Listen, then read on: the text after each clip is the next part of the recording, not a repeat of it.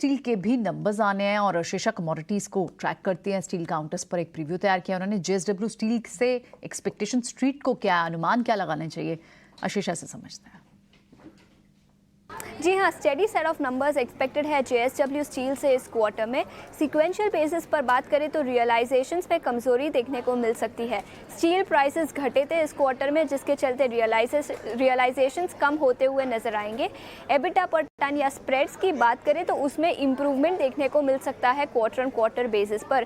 की raw materials जो होते हैं स्टील मैन्युफैक्चरिंग के लिए, आयरन ओर और कोकिंग कोल, दोनों ही के प्राइसेस घटे थे सीक्वेंशियल बेसिस पर, जिसके चलते स्प्रेड्स इंप्रूव होते हुए नजर आएंगे। आंकड़ों की बात करें तो कंसोलिडेटेड रेवेन्यूज 42,100 करोड़ के आसपास आएंगे, flat quarter on quarter basis पर, लेकिन मार्जिन्स मार्जिनली इंप्रूव हो सकते हैं। 17% पर एबिटा मार्जिन्स एक्सपेक्टेड है वर्सेस 16.7% जो कंपनी ने प्रीवियस क्वार्टर में रिपोर्ट किए थे। स्टील प्राइसेस करीब करीब 2 से 5% से बढ़े थे, जिसके चलते रियलाइजेशंस बढ़ेंगे, लेकिन आयरन और कोकिंग कोल के प्राइसेस घटे थे। कोकिंग कोल के प्राइसेस करीब करीब $50 पर टन से घटे और आयरन ओर के प्राइसेस करीब करीब 400 रुपीज़ पर टन से घटे, जिसके चलते एबिटा पर टन में 15% का उछाल देखने को मिल सकता है।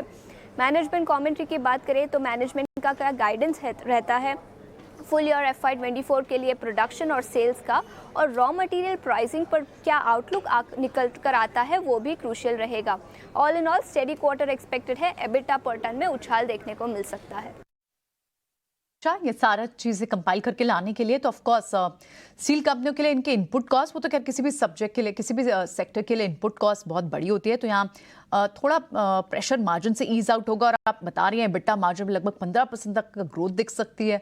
तो ऐसे में क्या जेएसडब्ल्यू स्टील पर एक मोमेंटम प्ले आ सकता है? स्टॉक हालांकि चला है मे लो से, लेकिन उसके बाद अब थोड़े से डिक्लाइनिंग ट्रेंड पे भी था।